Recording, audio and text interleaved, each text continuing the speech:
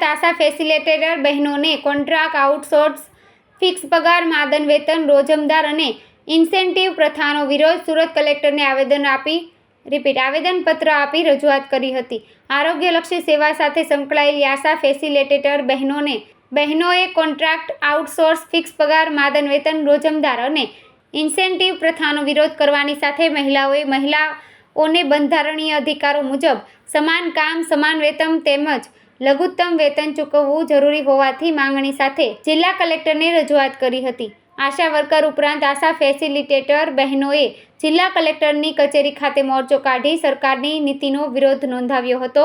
તેમણે માંગણી કરતા જણાવ્યું હતું કે આશા વર્કર ઉપરાંત આશા ફેસિલિટેટર બહેનોને શ્રમ વિભાગના ધારાધોરણો મુજબ લઘુત્તમ મહિને 26,000નું મહેનતાણું ચૂકવવું જોઈએ। આ ઉપરાંત PF ગ્રેજ્યુએશન પેન્શન સામાજિક સુરક્ષાના તમામ લાભો મળવા જોઈએ તેમજ આખા ભારતમાં આશા વર્કર ઉપરાંત આશા ફેસિલિટેટર બહેનોને એક સરખા લાભો સાથેની નોકરી આપવી જરૂરી છે। ઉપરોક્ત માંગણીઓ સાથે જિલ્લા કલેક્ટરને રજૂઆત કરવામાં આવી હતી।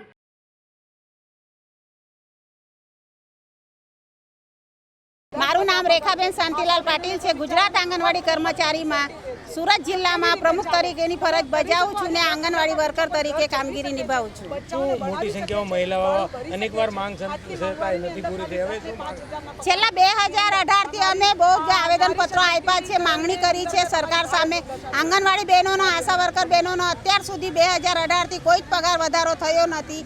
આ વખતે બહેનોને બહુ જ આશા હતી સંસદ સત્રમાં કે અમારા પગાર વધારો થશે, પણ અત્યાર સુધી કોઈ પગાર વધારો થયો નથી।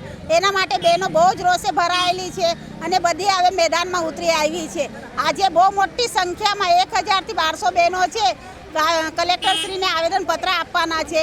તો પણ જો અમારી માંગણી ન સ્વીકારાય, આવનાર દિવસોમાં તારીખ 20, 21, 22 તારીખના દિવસે હડતાલ કરવાના છે।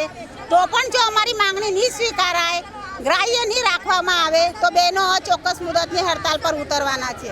વારંવાર રજૂઆત કર્યા છતાં પણ બહેનોના આંસુઓ સરકારશ્રીને દેખાતા નથી। જ્યારે કામ હોય, સરકારશ્રી કોઈ પણ યોજના હોય ત્યારે આશા વર્કર બહેનો, આંગણવાડી બહેનો દ્વારા આ યોજનાને સફળતા પ્રાપ્ત કરવામાં આવે છે।